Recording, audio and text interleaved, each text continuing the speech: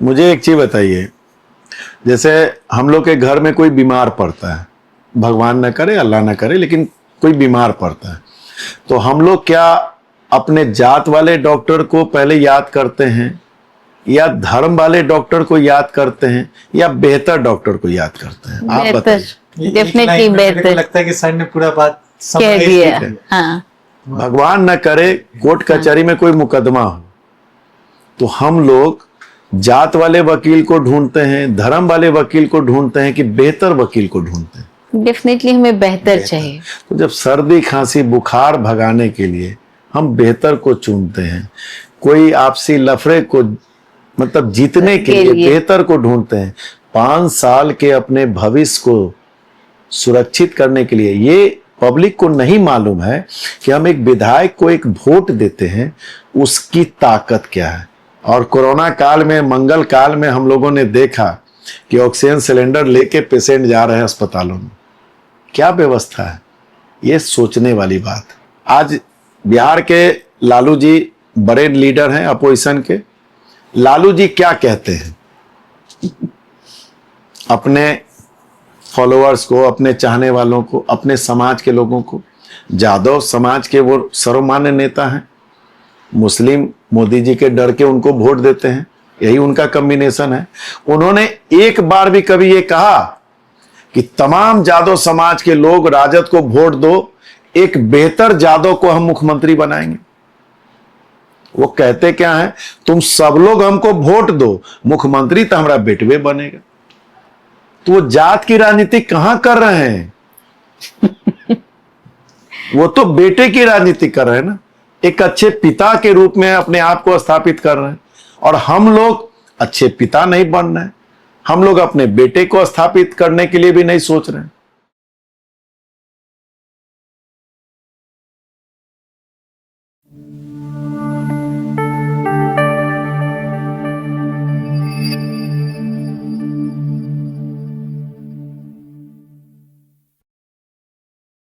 Hello everyone, welcome to flying cats. मैं doctor Ajay और मैं डॉक्टर श्रुति।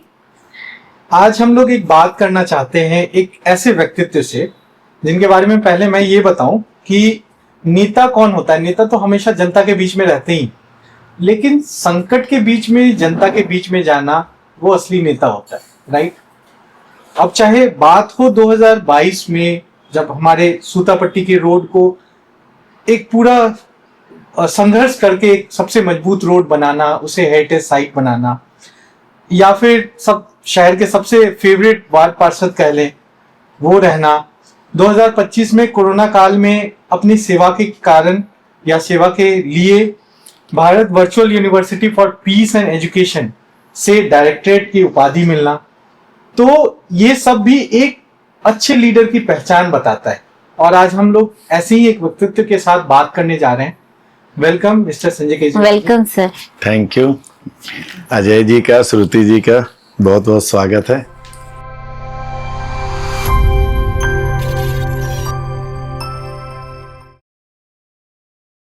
सर, आज हम लोग इस पॉडकास्ट पे बात करेंगे कि आप अपनी जर्नी के बारे में पहले बताएं कि बचपन कैसा था, एजुकेशन या कुछ इन्फ्लुएंसेस जो आपको जीवन में, जो आपकी लाइफ को शेप अप कर रहे हैं। बचपन ऐसा था कि स्वर्गीय परमेश्वर केजरीवाल और पिताजी और माताजी स्वर्गीय रेणु केजरीवाल के घर में 2 मार्च 1972 को जन्म लिया। और जन्म लेने के साथ ही बाद में पता चला था, मतलब कि मदर्स को मेरी हार्ट की बीमारी थी, और उस समय हार्ट की बीमारी बहुत क्रिटिकल हुआ करती थी। हिंदुस्तान में हार्ट की बीमारी का जनक कहा गया डॉक्टर एन गोपीनाथ, एम्स दिल्ली। और मदर को मेरे जन्म के साथ ही मेरे दादी के गोद में छोड़ के पापा मम्मी को लेके दिल्ली गए। दिल्ली में कैथ एक टेस्ट होता था जिसके दरमियान उस समय बेहोश नहीं होना होता था। एक यहाँ से पाइप डाली जाती थी, एक यहाँ से, तो उसमें मम्मी हमारी बेहोश हो गई थी। तो फिर वहाँ से रिटर्न बैक कर दिया गया पेशेंट को। और ज़िंदगी बहुत ही स्ट्रगल की रही। बचपन का एक प्यारा सा किस्सा जरूर है कि जब छोटे थे, शिशु विकास मंदिर में पढ़ते थे, क्लास 1, कोई पूछता था नाम क्या है तो बताते थे डॉक्टर संजय केजरीवाल। क्यों भाई, तो डॉक्टर बनना है। लेकिन पारिवारिक हालात, माहौल ऐसा था कि डॉक्टर बनने से ज़्यादा ज़रूरत थी कि सुबह नाश्ते में 2 रोटी मिल जाए, दिन के खाने में 3 रोटी मिल जाए, रात में 3 रोटी मिल जाए। मोटा मोटी कुछ ऐसा ही समय बीता कि जिस दिन हम लोगों को 2-4 महीने में एक बार कभी अगर तीनों टाइम उस अनुपात में भोजन मिल जाता था तो वो दिन हम लोगों के लिए बहुत खुशहाली भरा दिन होता था। चूँकि बाबूजी के चेस्ट में पानी होने के कारण वो कोई काम कर नहीं पा रहे थे। एक बड़े भैया थे जो 1000 रुपया महीने का उस समय जॉब कर रहे थे, और मेरी स्थिति ये थी कि पढ़ाई भी देखना था, उसी में पार्ट टाइम कुछ कर भी लेते थे। उसी दरमियान का एक हिस्सा है कि हमारे घर के जवाहरलाल वाले घर के बगल में आर्य समाज मंदिर हुआ करता है, तो वहाँ पे एक होम्योपैथिक औषधालय बिजराजका जी के द्वारा, जो अब कलकत्ता वो लोग शिफ्ट कर गए, निःशुल्क औषधालय चलता था। और डॉक्टर महाशंकर मिश्र जी अब नहीं है इस दुनिया में। वहाँ होम्योपैथिक दवा की पुड़िया में मोड़ता था, शाम में 6:30 से 8:30, 15 रुपये महीना मिलता था। मेरी जीवन की पहली अर्निंग वहीं से शुरू हुई। फिर पढ़ते पढ़ते मैं कुछ प्राइवेट ट्यूशन भी बच्चों को पढ़ा लिया करता था, तो उस समय 10 रुपये 15 रुपये ट्यूशन का बस मिलता था। जो कंट्रीब्यूशन कर पाते थे करते थे, परिवार चल रहा था। इसी दरम्यान 86 में मैंने बोर्ड किया जिला स्कूल से। उस साल एक बड़ी प्यारी सी बात है कि बिहार माध्यमिक बोर्ड का अगर देश आज़ादी के बाद और टिल नाउ अभी तक अगर 28% रिजल्ट हुआ है तो वो 86 का है। बहुत टाइट एग्जाम होता था। आज तक वैसा एग्जाम न उसके पहले 85 में हुआ, न 87 में हुआ, न 1947 में हुआ, न 2025 में हुआ। मतलब 28% लोग ही पास हुए। मात्र 28%। और उस समय हाँ 68% मार्क्स, 612 नंबर लाके। पढ़ने का मेरा स्थिति ये था कि खेलते भी खूब थे, खेलने का भी शौक था, कुछ पार्ट टाइम काम भी जो बताया वो भी करते थे। लेकिन जब एग्जाम आता था तो उसके 15-20 दिन पहले से अपना प्रिपरेशन टाइट किया और उसी में पास कर जाते थे। सर, ये जो जिला स्कूल और जो बिहार में पढ़ाई की आप बात कर रहे हैं ना, तो इस पे हम लोग एक बार बाद में करेंगे बात आपसे कि क्या डिफरेंसेस आ गए उस समय के बिहार में या मुजफ्फरपुर में या इस समय के। देखिए, उस समय का जो एजुकेशन था वो एजुकेशन ये था कि माता पिता को हम आके घर पे ये नहीं बता सकते थे कि आज हमें 4 सटकी पड़ी है, या हमारा कान उमेठा गया है, या हमें उठक बैठक कराई गई है, या हमें मुर्गा बनवाया गया। अगर हम अपने मम्मी पापा से ये कहते कि आज हमें इस क्लास में मार पड़ी है, तो वो हमें पहले 2 झापड़ और लगाते और फिर कहते कि मार पड़ी होगी, तुम मतलब कुछ कंप्लीट करके, मतलब जो भी टास्क मिला उसको नहीं ले गए।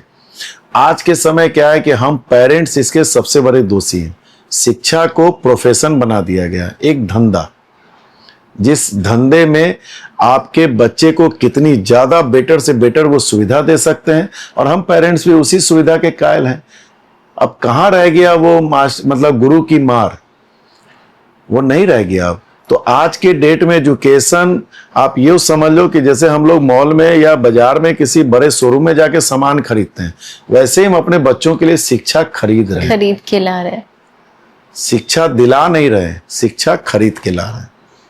उसी बात को फिर आगे बढ़ाते हैं। 88 में मैंने इंटर किया और मैं इसका मेडिकल का एग्जाम दिया था। 1 नंबर से मेरा छूटा था एग्जाम। तब तक जो मम्मी का हार्ट का बीमारी जो 72 की बात बताए, वो बढ़ते बढ़ते काफ़ी बढ़ चुकी थी। तो डॉक्टर RK अग्रवाल पटना में हुआ करते थे, हम लोग से काफ़ी फेमिलियर हो गए थे, हमारे हालात से भी काफ़ी वाकिफ थे, तो काफ़ी कोऑपरेशन रहा उनका हम लोग के परिवार पे।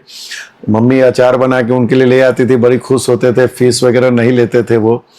तो खैर उन्होंने कहा, एक समय आया जो 89 की बात बता रहे हैं, पापा से कहा कि भाई साहब आप इनको लेके दिल्ली जाओ, डॉक्टर P वेणुगोपाल कार्डियोलॉजी के हेड हैं और बहुत अच्छे डॉक्टर हैं, अब इनका बल्ब चेंज हो जाएगा, 2 बल्ब इनका खराब है, और नहीं तो आप मतलब हम डिस्चार्ज ही नहीं करेंगे जब तक आप इनको लेके नहीं जाओ। खैर बहुत हालात मुश्किल के थे। किसी तरह हम लोगों ने कुछ मतलब पीतल के बर्तन जो पहले के समय में दहेज में मिला करते थे, तो कुछ एक दो बर्तन जो 4 बचे हुए थे वो बिक्री हुए। मम्मी के कुछ कान नाक के एक दो थे, एक पतली चैन थी, वो सब डिस्पोजल हुआ, तो जाके 14,000 रुपया पूरा हुआ। उससे फिर हम लोग गए दिल्ली। दिल्ली जाने के बाद पता चला कि 28,880 रुपया 2 बल्ब का जमा करना है। और मम्मी के लिए एक एग्जीबिशन वहाँ पे कंडक्ट किया डॉक्टर पी वेणुगोपाल ने कि 1972 का केस इन गोपीनाथ के टाइम का जो रिटर्न चला गया था वो 89 में 17 साल बाद वापस लौट के आ रहा है। मतलब करीबन 100 डॉक्टरों की टीम ने एक एग्जीबिशन टाइप का मतलब करके काफी देर 4 घंटे तक मम्मी से हम लोगों से क्वेश्चन करना, दवा कौन सी चली, तो भाई वो लेनोक्सिन, डेरिफाइलिंग, लेसिक्स, ये सब पोटकोलोर, ये सब जो मम्मी की दवा चलती थी। फिर एक दिन आया, तय हुआ 13 मई 1989 का कि ऑपरेशन होगा, पैसे जमा करने हैं। तो उस समय आज दुनिया में नहीं है डॉक्टर जोगिंदर प्रसाद जी, जो बाईकास्ट अग्रही वैश्य बनिया हुए, लेकिन बाबूजी को छोटे भाई के रूप में मानते थे। उन्होंने 10,000 रुपये से मदद की। उसी सदर अस्पताल में एक कंपाउंडर हुआ करते थे, मतलब प्रोफेशन के रूप में, राजकुमार झाजीचा, जो आज भी जीवित हैं, पड़ाव पोखर लेन में रहते हैं, अब रिटायर्ड भी कर गए। उन्होंने 5,000 खुद और 10,000 अपने साले से दिलवाया। तो जाके मम्मी का ऑपरेशन हुआ। उस समय फिर जब हम लोग मुजफ्फरपुर लौट के आए, मुझे एग्जैक्ट याद है 6 जून 1989 लौट के आए, तो 3 महीने की दवा मम्मी की तो ले आए थे, लेकिन पापा के पॉकेट में 1,800 रुपया था। मैंने बॉटनी ऑनर्स लिया था, मुझे फॉर्म भरना था 440 रुपया फॉर्म का। तो पापा ने बड़ी सहजता के साथ कहा कि बेटा तुम भी बड़े हो गए हो, राजू तो बड़ा है ही, ये 1,800 रुपये हैं, घर में कुछ नहीं है, दवा सिर्फ लाए, 3 महीने से घर बंद है, अनाज भी लाना है, और 1 पॉइंट जनरेटर का भी उस समय लाइन की स्थिति बड़ी बुरी होती थी। तो अब तुम देख लो बेटा, पढ़ना जरूरी है या मान लो तुमको परिवार में हिस्सेदार बनना है। तो जो फॉर्म लाया था उसको फाड़ के फेंका, और फिर हम भी नौकरी पे लग गए। 1,000 की नौकरी मिली भैया के सहयोग से। और मेरे जीवन में मेरे जितना योगदान मेरे पापा मम्मी का है, उससे कम योगदान मेरे बड़े भैया भाभी का नहीं है। एक मतलब आज भी मैं यूँ कहूँ कि मम्मी पापा नहीं रहे, लेकिन मेरे मम्मी पापा हैं उनके रूप में। तो वहाँ तक का सफ़र रहा। उसके बाद फिर स्ट्रगल चला। स्ट्रगल में कई ऐसे हैं वाक्य कि एक मेरा मित्र हुआ करता था राजू, जो वीडियोग्राफी करता था। तो हम लोग मोती झील में श्याम टॉकीज के सामने एक चाय की दुकान है, वहाँ हम भी रेडीमेड के दुकान में काम करते थे, तो शाम में तकादा निकलते थे। हम लोग 7 दोस्त थे, G7 नाम हम लोग ग्रुप का रखे हुए थे। हम लोग सातों वहाँ इकट्ठा होते थे, हंसी मजाक 10-5 मिनट कर लेते थे। उस दिन वो राजू को देखे बहुत बेचैन एकदम। हमने क्या हुआ यार, देखो ना वीडियोग्राफी का बुकिंग है, लाइट मैन नहीं आया।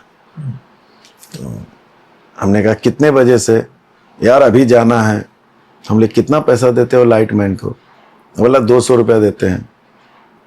बोले आदमी मिल जाए तो कुछ बढ़ा सकते हो? तो बोला 300 दे देंगे यार। उस समय 3,000 रुपये मिनिमम वीडियोग्राफी की बुकिंग होती थी। मैंने सोचा कि 30 दिन हम खटते हैं, 14 घंटा 16 घंटा, तो 1,000 रुपये मिलता है, एक नाइट का 300 रुपया। हम बोले रुको, हम आधी घंटा में उस आदमी को लेके आते हैं। हम बोले कहीं मेरे नाम पे कहीं कहेगा नहीं 200 देंगे, और आधी घंटा लेट कर देते हैं तो इसको और जल्दी रहेगी। गए दुकान पे, पैसे का हिसाब किताब दिए। हमले भैया बहुत जरूरी काम है, मम्मी की तबीयत थोड़ी सुस्त हो गई, हम जा रहे हैं। भागे हुए आए सीधे मोती झील। हमले की तो बोला आदमी कहाँ है? हमले हम है ना। 300 रुपया हमको देना। खैर ले गया। उसके बाद एक लत सी लग गई कि जब भी ऐसा होता था, दिन में जॉब करते थे, रात में लाइट में, और लाइट तेज थोड़ा दिमाग के रहे तो लाइट पकड़ते पकड़ते कैमरा भी चलाना सीख लिया। फिर हमने करीबन 6 महीने की जर्नी के बाद करीबन 27-28 हज़ार रुपये मैंने जमा कर लिया अपने।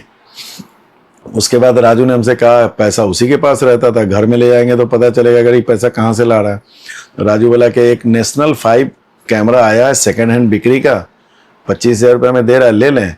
हम बोले उसका जो बुकिंग होगा उसका प्रॉफिट आधा आधा। तो बोला हाँ मंजूर है, ले लो। 1.5 साल करीबन वो जर्नी चली। उसके बाद करीबन 80-82 हज़ार रुपये जमा कर लिए मैंने। फिर हम दिल्ली चले गए उसी राजू के साथ, एक सेकेंड हैंड मारुति वैन खरीद के लाए। मारुति वैन का क्रेज बहुत था उस समय। DL3CL 1243 नंबर की वो मारुति वैन लेके आए। उसको भाड़े पे चलवाते थे, 300 रुपये भाड़ा मिलता था, 30 रुपये ड्राइवर का खुराकी तो वो ड्राइवर को देते थे। एक बार का वाकया है बड़ी प्यारा कि जद्दू नाम का ड्राइवर था, वो नहीं आया। हिमगिरी ट्रेवल्स एक बस चलती है आज भी, महनार में उनका घर हुआ, पैतृक गांव। उन्होंने गाड़ी केदार पटेल जी के थ्रू बुक की थी। ड्राइवर नहीं था तो मजबूरी, बुकिंग है तो भाई जाना है, तो गाड़ी हम ही लेके चले गए। अब उन्होंने हमसे कहा कि मतलब बाबू जरा सा, मतलब बातचीत से भी वो उनको लगा कि नहीं पढ़ा लिखा है, ठीक ठाक है, तो इज्जत से उन्होंने, जो ऑनर थे, बड़ी बढ़िया से बातचीत की। बोले हमारे दामाद बेटी आ रहे हैं हाजीपुर जंक्शन, आप उनको ले आइएगा। हमने जरूर। तो हम एक बंदा साथ भेज देते हैं। ठीक है भाई। लेके जो है दरवाजे पे उनके पहुंचे तो उनके दामाद ने कहा है ड्राइवर सामान उतारो। वो बात अड़ गई दिल में। कहा ड्राइवर सामान उतारो। उस दिन से फिर हम, खैर फंक्शन वो निभाया। अगले दिन जब लौट के आए तो हम कहे कि अब ड्राइवर बन के तो नहीं जाएंगे। फिर 95 तक रुचि हैंडलूम में जो मैंने बताया उनके यहाँ जॉब की। 95 में किसी कारणवश वो काम छूटा तो बर्मा हुजरी एक फर्म हुआ करती थी शीतला गली में ही, आज भी है। 10-5 दिन बेकार थे, किसी के यहाँ काम के लिए जाते थे तो कोई बोलता था ठीक है 1000 दे देंगे, कोई 1200 दे देंगे। फिर कोई कहता था कि नहीं रुचि हैंडलूम में तुम काम करते थे, अब तुमको तो नहीं रखेंगे। उनका भी एक खौफ था। बर्मा हजरी वालों ने मेरे से एक दिन चला के मेरे घर पे आए रमेश भैया। उन्होंने कहा कि संजय हमारे साथ काम करोगे? मुंह से अनायास निकल गया कि नौकरी नहीं करेंगे। तो बोले हम तुमको नौकरी करने के लिए बोल भी नहीं रहे, तुम हमारे साथ वर्किंग पार्टनरशिप में काम करो। बोले कितना दीजिएगा? तो बोले 33%। डन। और चूंकि व्यवहार अच्छा था व्यापारियों से, तो वो जो जर्नी 17 जुलाई 1995 को जॉब छोड़ा था, 10 अगस्त 1995 से जो वो जर्नी शुरू हुई, उस जर्नी के बाद पीछे मुड़ के नहीं देखा। मतलब ऊपर वाले ने, मेरे गुरु महाराज ने, मम्मी पापा का आशीर्वाद, लोगों की दुआएं इतनी मिली कि मुझे खुद पता नहीं कि मैंने कौन सा ऐसा कर्म किया जो मुझे इतना कुछ मिला। चूँकि लोग जिंदगी बिता देते हैं 2 रोटी के ही चाहत में, लेकिन मैं बहुत खुश नसीब हूँ कि प्रभु ने मुझे बहुत दिया। मतलब सर इस ड्यूरेशन में आपने बहुत सारे सामाजिक काम भी किए होंगे। जब आपको ऐसा सपोर्ट मिलता था तो आज आपको भी ये लगता है कि अगर किसी को जरूरत है तो उसको सपोर्ट करें?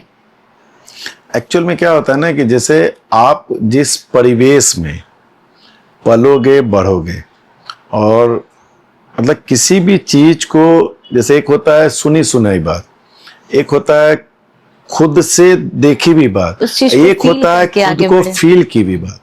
तो जब आप किसी चीज को, किसी पीरियड को, किसी कालखंड को आपने खुद जिया होगा, तो आपके सामने जब कोई व्यक्ति आएगा ना जो जरूरतमंद है, तो आपका अपना अतीत एक टक पहचान लेंगे, बेटर कनेक्ट कर पाएंगे उससे। Connect sir. लेकिन ये जो सोशल सर्विस है, इससे निकल कर इसको बड़े लेवल पे पॉलिटिक्स में या नेता के रूप में आपको आना है, ये टर्निंग पॉइंट कब आया? एक्चुअल में क्या होता है ना कि जैसे पैसा एक ऐसी चीज है जिसका कोई लिमिटेशन नहीं। हाँ, इस बात से तो एग्री करते हैं। बिल्कुल। आपके पास 1000 है तो होगा लाख हो जाए, लाख है तो करोड़ हो जाए, करोड़ हो जाए तो 20 करोड़ हो जाए, 20 करोड़ है तो 100 करोड़ हो जाए, मतलब कोई अंत नहीं है उसका। मैंने किसी भी इंसान के जीवन के कालखंड को इस रूप में देखा है कि अगर आपको सबसे बड़ी दौलत अगर आपके पास कोई है तो वह है माँ बाप का प्यार, बीवी बच्चों का आत्मसाथ। उससे बड़ी दौलत धरती पे कोई नहीं है। ये जो अंगूठी मैंने पहन रखी है, ये चैन पहन रखा है, जिस दिन सांस जाएगी सबसे पहले नहलाने के पहले कहेंगे ये सब उतारो फटाफट, कुछ नहीं जानना है। नहीं जाएगा। तो मेरे जीवन में करीब करीब मैं आपको बताऊं, जो मैंने कहा 10 अगस्त 1995 से जो जर्नी शुरू की, 2005 10 साल मैंने वो संघर्ष किया है, मतलब जिसकी कल्पना भी नहीं की जा सकती है। बहुतों ने किया होगा, लेकिन मेरे हिसाब से लगता है कि मैंने बहुत ज़्यादा किया। चूँकि 27 अप्रैल 96 को शादी भी हो गई थी और पत्नी को छोड़ के दिन रात व्यापार में लगे रहना, उसको मुकाम पे पहुंचाना, पैसे कमाने की जिद। तो 2005 में मुझे आके लगा कि संजय, तुम 1000 के नौकर थे, तुम्हारा सपना क्या होता? 20,000 रुपया कमाना महीना, 50,000 रुपया महीना कमाना, 1 लाख रुपया महीना कमाना, मतलब 100 गुना से बड़ा सपना तो कोई नहीं देख सकता है। एक इंसान की अपनी फितरत है। 2005 में मुझे लगा कि मैं लाख रुपया से ऊपर कमा रहा हूं, तो शायद मतलब मेरे लिए ये स्टीम है, मतलब बहुत हो गया। इससे ज्यादा पैसे कमाऊंगा तो न शायद बच्चों पे ध्यान दे पाऊंगा, न पत्नी पे ध्यान दे पाऊंगा, न अपने माँ बाप की सेवा कर पाऊंगा। तो मैंने उस समय एक दिमाग में से फिर इस विषय पे एक लाइन बीच में जोड़ना चाहूंगा। 89 लास्ट की बात है। आशापुर दरबार, आशापुर एक जगह है दरभंगा से 27 किलोमीटर दूर। वहां पे हजरत दाता शाह अलाउद्दीन अली अहमद साबिर पिया रहमतुल्लाह अलैह पीर बाबा, वो उस समय जिंदा थे, मतलब जीवित थे। वहां मुझे मम्मी के बीमारी के सिलसिले में, चूंकि ऑपरेशन होके बाद वो आई थी ना, तो डॉक्टर ने कहा था कि हार्ट के ऊपर क्लॉट था, डॉक्टर ML शर्मा जी ने, तो वो क्लॉट हमने ईमानदारी से साफ कर दिया है, लेकिन एक कण भी अगर कहीं मतलब फैल गया होगा तो इनको लंबी बेहोशी, इनको मतलब पैरालिसिस, इनको लंबी जॉन्डिस, ये तीनों चीज के लिए आप लोग प्रिपेयर रहिएगा। तो उसी दरमियान उनको मम्मी को पैरालिसिस मारा। तो बुनी मार्केट में एक दुकान आज भी है, बालाजी, मानिक बाबू अब नहीं है इस दुनिया में, वो दरबार जाते थे आशापुर। तो बोले कि संजय क्या बात है, क्या वो परेशान हो? तो हम बोले ऐसी सी बात है। बोले चलो हमारे गुरु दरबार, हम तुमको लेके चलते हैं, जो हुजूर अगर तुमको कुछ मम्मी के लिए दे देंगे तो ठीक हो जाएंगे। वहां गए तो मतलब अजीब सा एक लगा कि शायद स्वर्ग में आ गए हैं, साक्षात ईश्वर के सामने हैं। फिर उनका भी आशीर्वाद मिला, सानिध्य मिला। 12 अक्टूबर 1999 को वो पर्दा किए।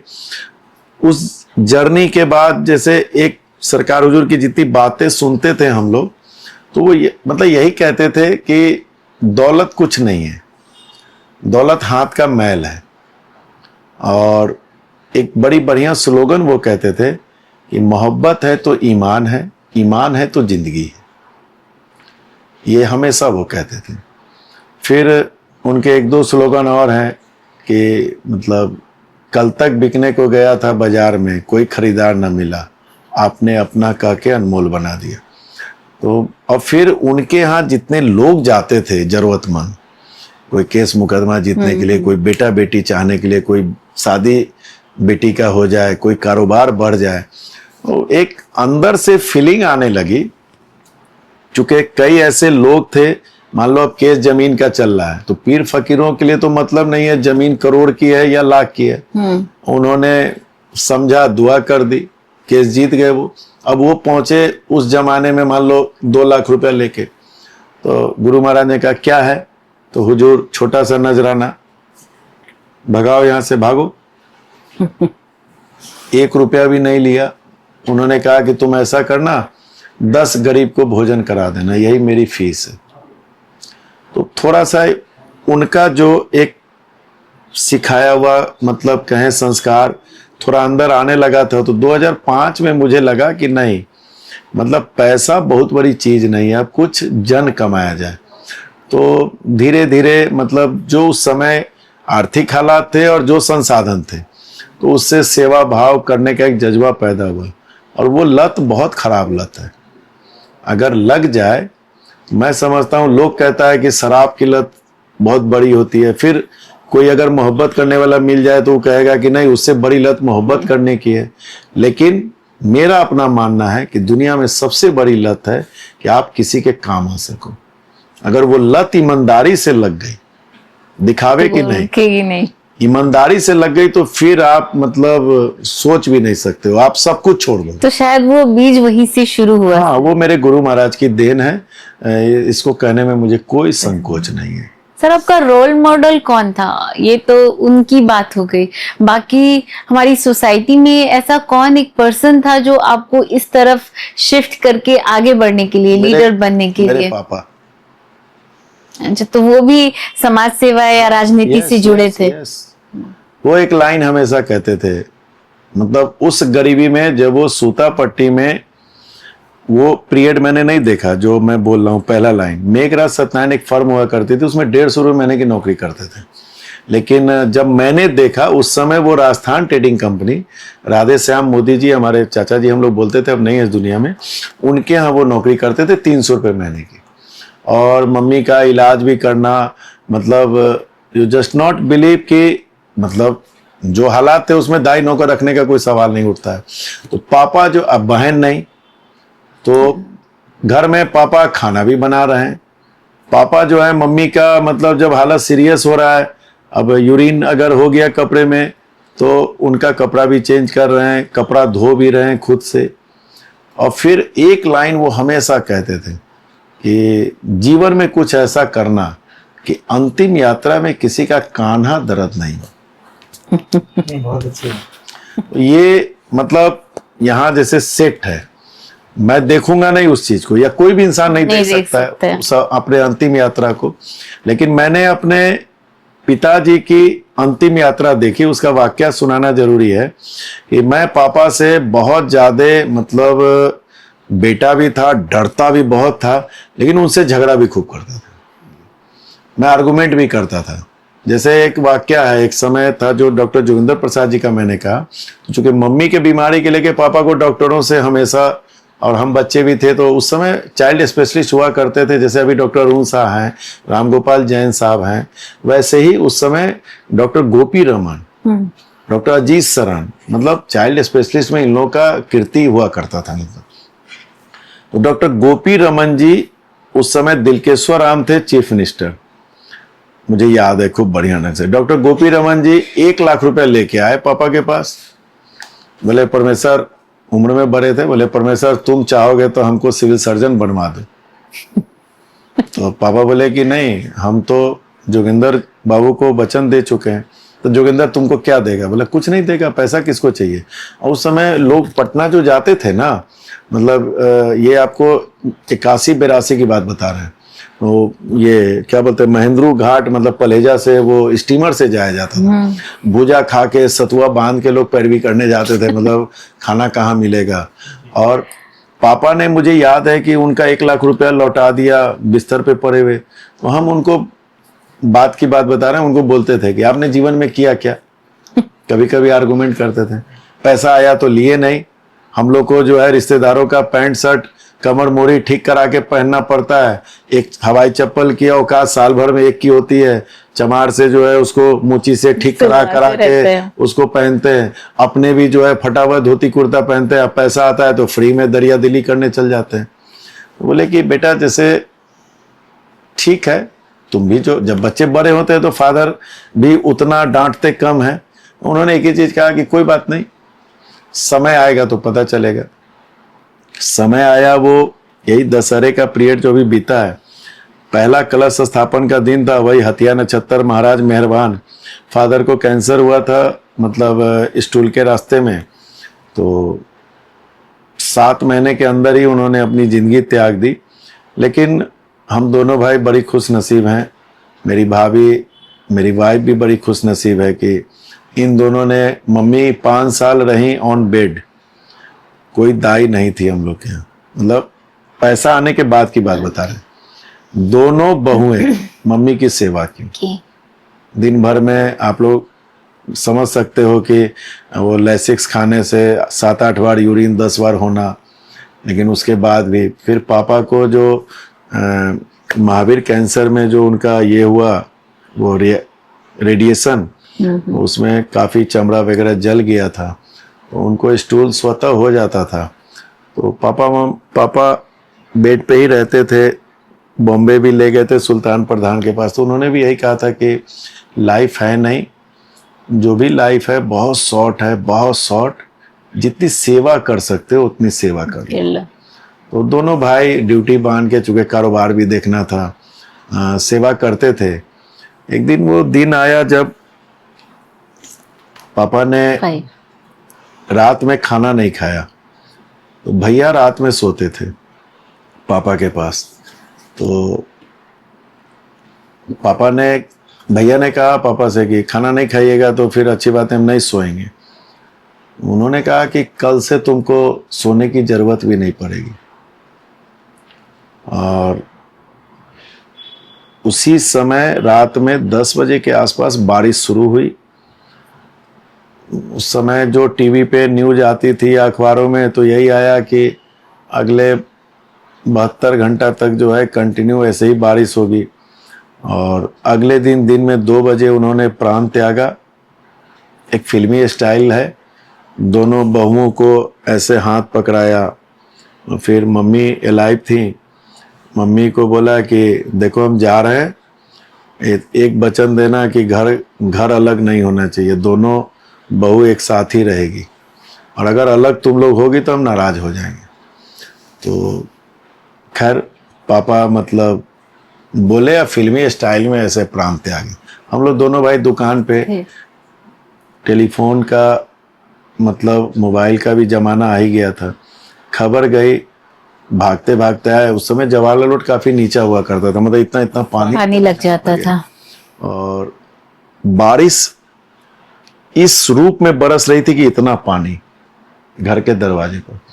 हम बस ऐसे ही आए और दरवाजे पे ऐसे ही बैठ के हम अपने गुरु महाराज से बस ऐसे ही एक गुफ्तगू जो होती है मन की, मैंने कहा पापा ने जीवन में, हमें नहीं लगता जब से हम होश संभाले हैं कि कोई गलत काम किया है, फिर इतनी बड़ी सजा क्यों, कष्ट में गए और फिर मौसम का ये आलम है, इनका अंतिम संस्कार हम लोग कैसे करेंगे, लोग कैसे आएंगे, किनको बुलाएंगे, कौन जाएगा साथ। उस समय मुक्ति रथ भी नहीं था, तो 4 कंधे भी कैसे देंगे। अगर इन्होंने जीवन में गुनाह नहीं किया है तो बस दया कीजिए। और मुझे खूब बढ़िया ढंग से याद है, रात में 12:30 पौने 1 बजे के आसपास बारिश बंद होती है और अगले दिन सुबह एकदम मौसम खिल जाता है।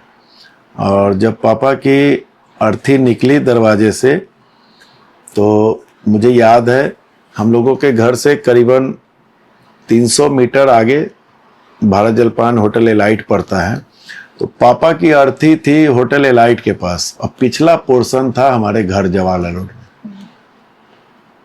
और हम पापा को हमेशा कोसते थे कि आपने जीवन में कुछ नहीं किया। सर आपने लाइफ को इतना कुछ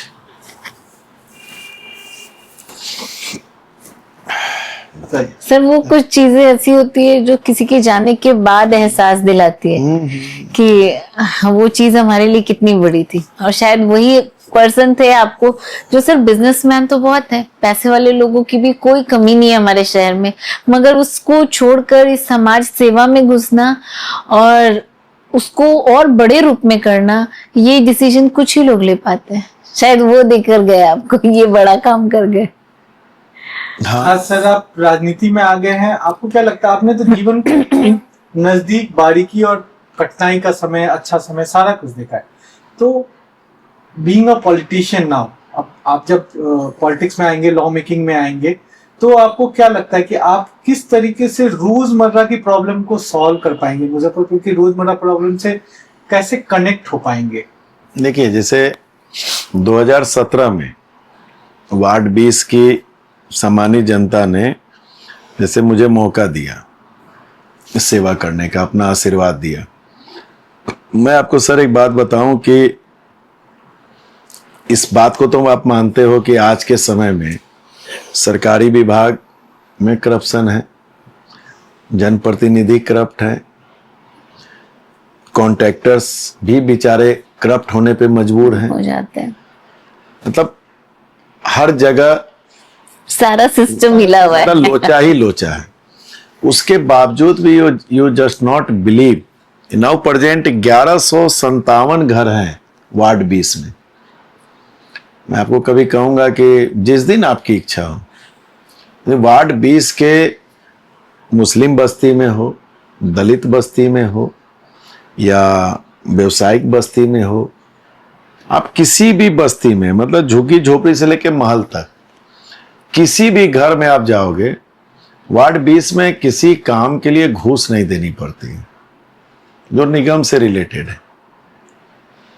मतलब वार्ड 20 करप्शन फ्री वार्ड है।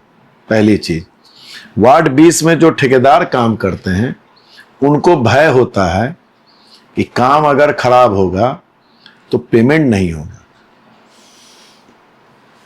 ठीक है,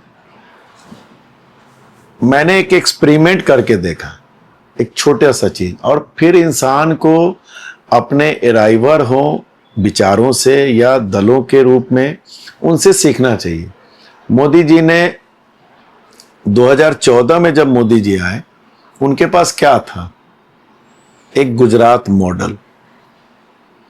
हिंदुस्तान के बाकी 27 राज्यों ने क्या उस मॉडल को देखा था? सबने नहीं देखा था। लेकिन उनके उस मॉडल पर लोगों ने भरोसा किया कि नहीं किया? हिंदुस्तान के लोगों ने। वार्ड 20 शहर का हृदय स्थली है। सूतापट्टी ऐतिहासिक मंडी, इस्लामपुर लक्ष्मी नारायण रोड जो है, चूड़ी लाठी की ऐतिहासिक मंडी, गारमेंट्स की सबसे बड़ी मंडी बिहार की, दवा की होलसेल मंडी, सब खिलौना का, सिंगार का, जूता चप्पल का, हर चीज का होलसेल मंडी वार्ड 20 में। वार्ड 20 में जब शहर के बीचों बीच हॉट केक, उसको आप करप्शन फ्री कर सकते हो। वहां पे आप योजनाओं को ईमानदारी से इंप्लीमेंट करवा सकते हो। इट मीन्स आप कर सकते हो, आपके अंदर इच्छा शक्ति होनी चाहिए। सर, जब आप प्रोग्रेस करते हैं तो क्रिटिसिज्म भी तो उतना मिलता है। हाँ। तो सर उसको कैसे बर्दाश्त करते हैं? मतलब ये झेलना मुश्किल होता है। देखिए, हम लोगों में जैसे कबीर का दोहा आप याद करो, निंदक नेरे रखिए आंगन कुटी छवाए।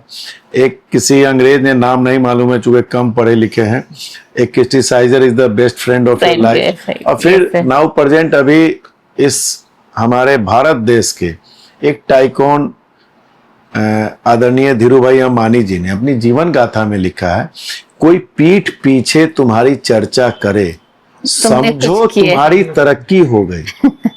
ठीक है, तो किसके, मतलब कौन आपके पीछे पड़ेगा ये बताओ, जो आपको compete न कर पा रहा। सर, तो जो ये ट्रस्ट और ट्रांसपेरेंसी रखते हुए आपने वार्ड 20 में इतना काम किया, उसको एक मॉडल अपने मन में शहर के लिए बनाया, तो कुछ प्लान है आपका? इसमें मतलब जैसे एक छोटा सा इंसिडेंट जोड़ना जरूरी है। 2017 में जब हम जीते तो लोगों के लिए दुर्भाग्य हो, मेरे लिए सौभाग्य है। मतलब इसको शायद आपके दर्शक देखेंगे तो शायद बुरा भी मानेंगे, लेकिन लोगों के लिए दुर्भाग्य, ऐसा मैं भी मानता हूं एज ए ह्यूमन कि दुर्भाग्य, लेकिन मेरे लिए पर्सनली सौभाग्य। वो पीरियड क्या था? कोरोना टाइम आ गया। कोरोना 2020 का जो कोरोना था वो भोजन की आफत का कोरोना था। उसमें भोजन की जरूरत थी। और बहुत प्यारा सा वाक्य है कि मैंने और हमारे वार्ड के ही महाराजा अग्रसेन मार्ग सूतापट्टी के मारुति क्रिएशन के ऑनर ऋषि अग्रवाल और छोटू जी, हमने दो बंदों ने एक दिमाग बनाया कि भैया वार्ड में कितने गरीब परिवार हैं जो जिनके यहाँ भोजन नहीं बनना या दिक्कत है। तो लिस्ट हमने बनाई तो 70 आदमी का। हमने कहा 70 आदमी का है तो 70 पैकेट हम लोगों ने, 5 किलो चावल, 5 किलो आटा, उसी हिसाब से दाल, 1 किलो तेल, करू तेल, 1 किलो रिफाइन, आलू, प्याज, मतलब इस ढंग से हमने एक पैकेट बनाया। 70 पैकेट, उसमें आधे पैसे हमने दिए, आधे पैसे छोटू ने दिए। किया 10 दिन के बाद उन लोगों ने कहा भैया फिर खत्म, फिर चाहिए। फिर हम लोगों ने, अब उस समय जब 70 की जगह वो 15-20 और बढ़ गए, चूंकि एक दूसरे से लोग कनेक्ट होते हैं, अरे भैया के पास चले जाओ मिल जाएगा। तो सेकेंड 10 दिन के बाद हम लोग का 100 पैकेट लग गया। 100 पैकेट खत्म नहीं हुआ कि डिमांड आनी शुरू हो गई, लोग आने लगे वहां पे। वहीं हम लोग बैठते थे उस समय। फिर छोटू ने निकाला 2 लाख रुपया, अब मैंने निकाला 2 लाख रुपया, हम लोग 4 लाख रुपए का रसद लेके आए। और फिर आप बिलीव नहीं करोगे, न मैंने 1 रुपया लगाया न छोटू ने लगाया, 42 लाख रुपए का टोटल रसद बटा। और उसमें 30 परिवार ऐसे थे जिनके परिजन, कोई सदस्य, बेटी, माँ, जो ऑन बेड, उनके 3000 रुपए से लेके 4200 रुपए की मंथ की दवा चल रही थी और वो दवा नहीं करा पा रहे थे। शायद 7 दिन 10 दिन गैप हो चुका था। वैसे लोग भी हमारे पास आए और हम लोगों ने उनको दवा मुहैया कराई। ये सिलसिला उस समय 4 महीने चला।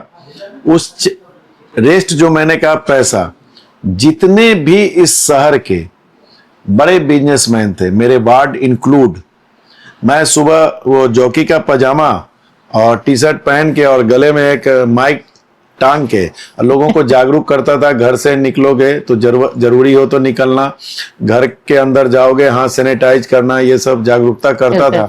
लोग आते थे, पॉकेट में पैसा, क्या है भैया, रखो ना रखो ना। यहाँ तक कि बोलना मुझे बहुत जरूरी है कि कपड़े का जो रिटेल क्लॉथ एसोसिएशन है, उन लोगों ने काफी पैसे जमा किए थे, लेकिन उन लोगों को पता चला कि एक संजय के यहाँ बिना किसी फोटो के, बिना किसी वीडियोग्राफी के, सिर्फ नाम मोबाइल नंबर लिया जाता। वो इसलिए कि 10 दिन के बाद आपको कॉल जाएगा कि भैया रसद तो खत्म हो गया होगा, कोई व्यवस्था नहीं हुई तो प्लीज आके ले लीजिए, आपका अपना है, भरोसा करके आइएगा, मतलब कोई तकलीफ नहीं मानिएगा।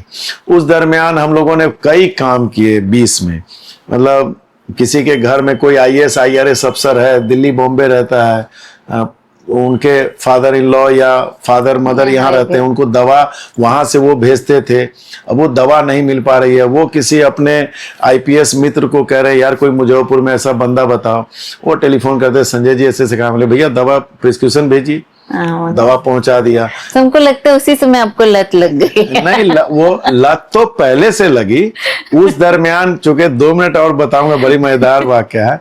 फिर हम लोग जैसे हर चेक पोस्ट पे ट्रैफिक पुलिस की ड्यूटी रहती थी। एक बंदा सुंदर महाराज है हमारे वार्ड में, वो लड़का भोली, बहुत मिडिल क्लास का है। उसने कहा अरे संजय हम 150 पैकेट खाना बनाना चाहते हैं बांटने के लिए, लेकिन तुम बंटवा दो। 10 दिन के लिए हम चाहते हैं। उस लड़के ने 10 दिन के लिए शुरू किया, 2 महीना चला दिया। देखिए 10 दिन की लत उसको 2 महीने लगा दी। और 150 से 250 पैकेट, बीवी बच्चों सबको लगा रखा था। डेली 8-8 पूरी का पैकेट, आलू पर सब्जी, मिर्च प्याज अचार का पैकेट रख के। और हम लोग जैसे कि जितने भी वो पोस्ट पे सिपाही होते थे, वहां पे खाना का पैकेट पहुंचाना, पानी पहुंचाना, जितने रिक्शे वाले आते थे। मतलब आपको मैं बताऊं कि 2.5 महीने के बाद सरकार ने, मतलब वो क्या बोलते हैं, वो कैंटीन जो उन लोग का शुरू हुआ था, कंबाइंड कैंटीन या क्या जो बोलते हैं, हाँ। वो उन लोगों ने CO के मार्फत शुरू करवाया था। और हम लोग के यहाँ सूतापट्टी में मतलब लाइन लग जाती थी रिक्शे वालों की 1:30 बजे के बाद। उस दरमियान का एक वाकया, थोड़ा हंसी मजाक भी होना चाहिए। मतलब हमारी वाइफ जो है, पत्नी का तो भाई श्रृंगार होता है पति, तो सुबह निकलते थे, रात में आते थे। तो पहला दिन लौट के आए, नहीं मानिएगा, क्या हुआ, कुछ आपको हो जाएगा तो हम किसके सहारे जिएंगे। अच्छा कोई बात नहीं। फिर सुबह 5 साढ़े 5 बजे निकल गए, फिर रात में आ रहे हैं। 10 दिन तक खूब डांट सुनते गए, लेकिन अपना इत्मीनान से वही थोड़ा समझाना, थोड़ा प्यार करना। 11वां दिन से वो भी थेथर हो गए कि माने का है नहीं बंदा। 4 साढ़े 4 महीना हम लोगों का वैसे ही चला। उस दरमियान हम लोग बहुत से मतलब काम करते थे। हमने एक हर्बल सैनिटाइजर टनल बनवाया था। जैसे सोडियम हाइपोक्लोराइड के टनल से मद्रास हाईकोर्ट का एक आदेश आ गया था कि आंखों की रोशनी और स्किन पे असर पड़ रहा है। तो उस समय मनीष कुमार मीना यहाँ नगर आयुक्त थे, जो अभी कटिहार DM है। तो 100 जगह बस टनल, वो अंकुर जलान एक है, कैटरिंग का काम करता है, बहुत बड़ी प्यारा भतीजा है। उसने कहा चाचा हम बनवा देंगे, आप खाली आइडिया बताओ।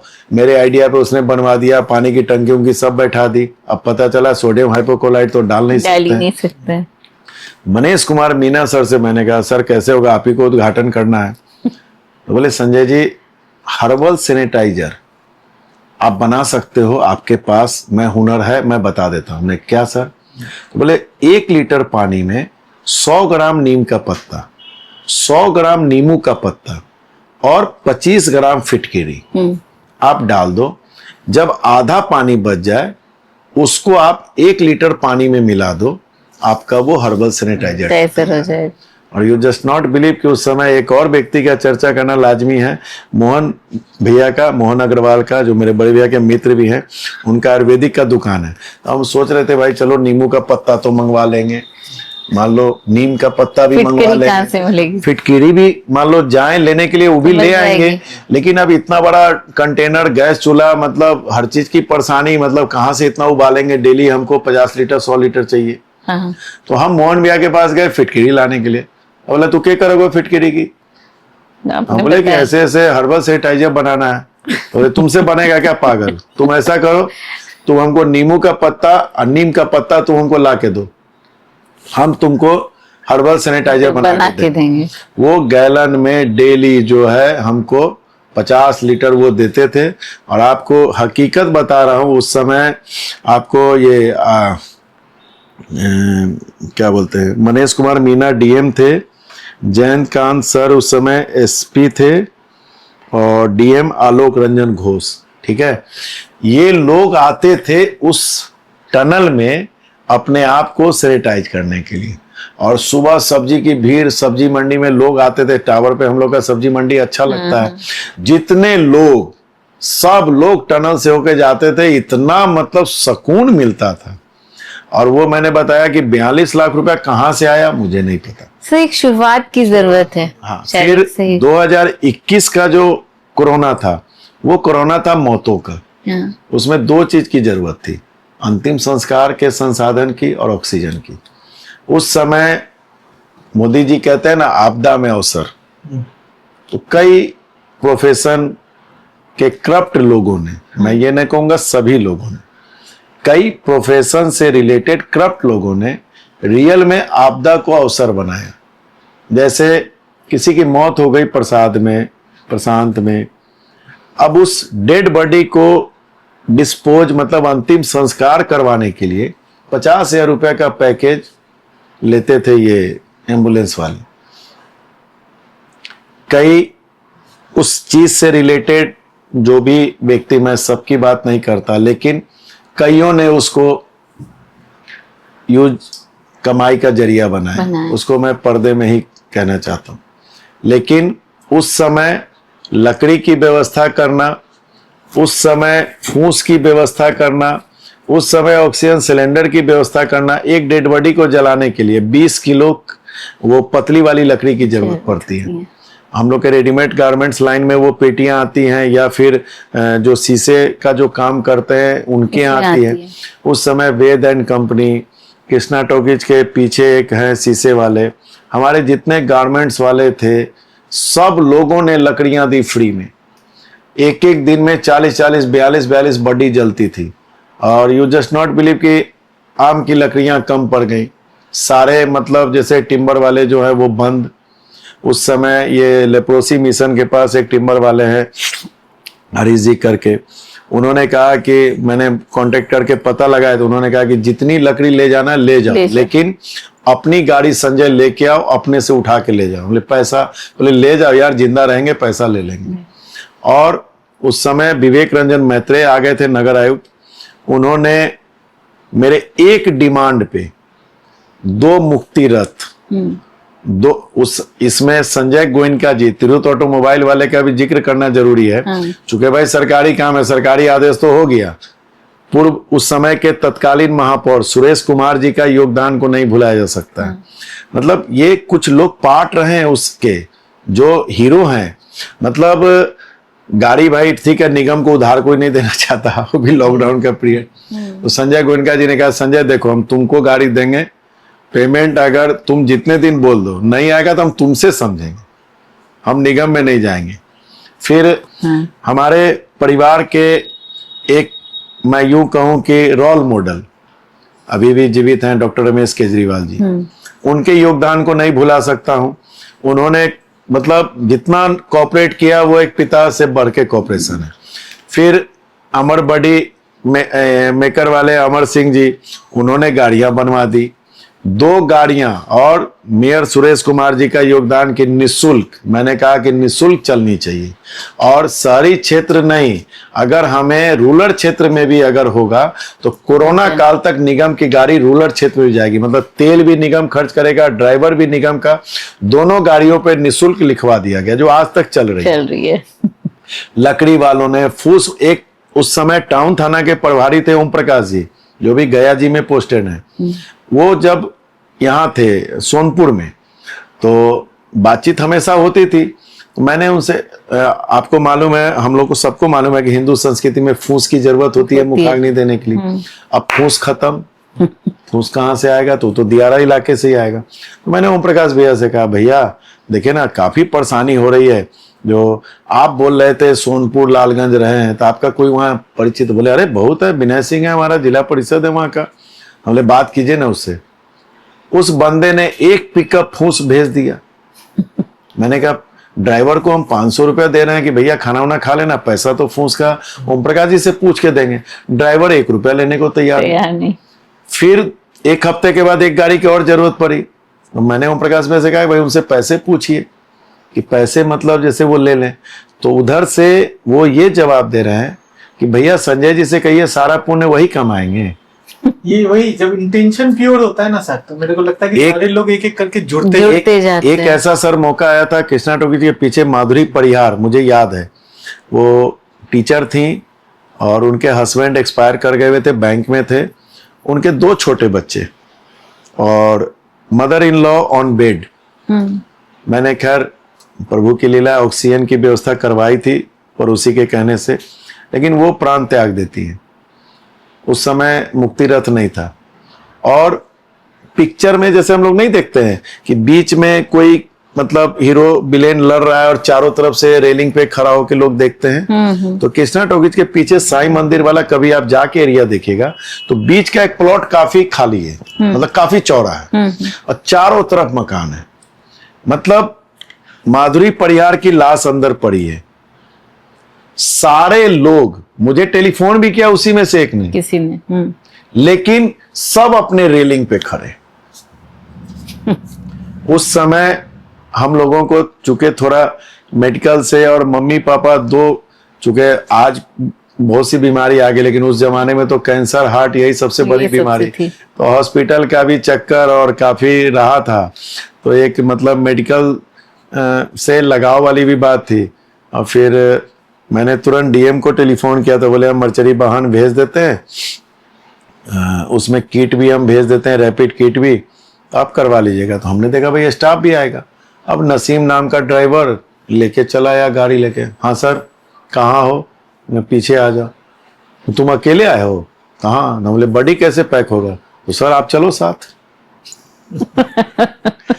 मुझे याद है, मेरे साथ एक गुड्डू नाम का लड़का रहता है और एक रिंकू नाम का लड़का, हम लोग 3 और वो ड्राइवर, 4 आदमी हम लोग, जो उसका हाँ वो पहना और रैपिड किट जिसमें बॉडी को डिस्पोज करना है, हम लोगों ने अपने हाथ से उठा के रखा और उसके बाद ले गए मुक्ति धाम। बच्चों को भी साथ ले गए, उनका अंतिम संस्कार करवाया। उस समय मैंने एक मन में मेरे ख्याल आया कोरोना काल में, कोरोना बहुत अच्छी चीज बन के आया है कि उसने अपनों की पहचान करा दी। 1682 लाश मैंने और मेरे चाचा लगते हैं डॉक्टर रमेश केजरीवाल, हम लोगों ने जलाया है। लोग मतलब 100 मीटर दूर रहते थे। आप बिलीव नहीं करोगे, मैं ये रिमोट दो, मैं आपको एक एग्जांपल बताता हूँ। जैसे डेड बॉडी ऐसे स्ट्रेचर से उतारा और यहाँ पे चिता है, तो जो मतलब वाल्मीकि समाज के वो बंदे थे, वो हाथ से रैपिड किट को उठा के नहीं रखते थे, वो ऐसे पलटते थे, मतलब मुंह नीचे चला गया। और परिजन की ये स्थिति थी कि परिजन, वो बरगद का पेड़ है मुक्ति धाम के पास, कभी जाओगे तो आप देखोगे वो अंदर नहीं आते थे। 200 लाश हम लोगों ने करीब जलाई है, जिसको हम लोगों ने ही मतलब जलाया, परिजन नहीं है। उसके बाद फिर रमेश चाचा ने हमसे कहा कि संजय कैसे चलेगा ये। तो सुबह हम लोग 6-7 बजे पहुंचते थे, रात में 10 से 11 बजे लौटते थे मुक्ति धाम से। और उस समय फिर रमेश चाचू ने कहा कि हम लोग परिजन को कुछ मतलब जागरूक करें। तो फिर हम लोगों ने समझाना शुरू किया, अरे भैया आप इस पे बैठे हो ना, अभी गाड़ी में से आप तुरंत सैनिटाइजर लेके हाथ किए, यही शक ना कि मुंह और नाक से कोरोना यहाँ कहीं छींक पड़ गई होगी। तो भैया मरा हुआ व्यक्ति का ये भी बंद है, ये भी बंद है। तुम्हारा पिता है यार, 10 दिन के बाद तुम इसका सारा जमीन अपने नाम करवाओगे। एक विध तो कर दो कि उस बेचारे को वहां जगह मिल जाए। तब जाके लोगों ने मुखाग्नि देना शुरू किया। बहुत मतलब कोरोना काल का जो एक्सपीरियंस है, मुझे मतलब अगर साथ नहीं मिलता तो हम ये स्टोरी आपको नहीं सुना सकते, बता पा रहे। इतने लोगों का साथ मिला है, मतलब सोच नहीं सकते हैं। इसीलिए मैं कहता हूं कि जब आप अच्छा करने चलोगे, वो जो पावर है ना, वो पावर आपको उतनी सर्किल पैदा कर देगा कि आपको लगेगा ही नहीं आप अकेले।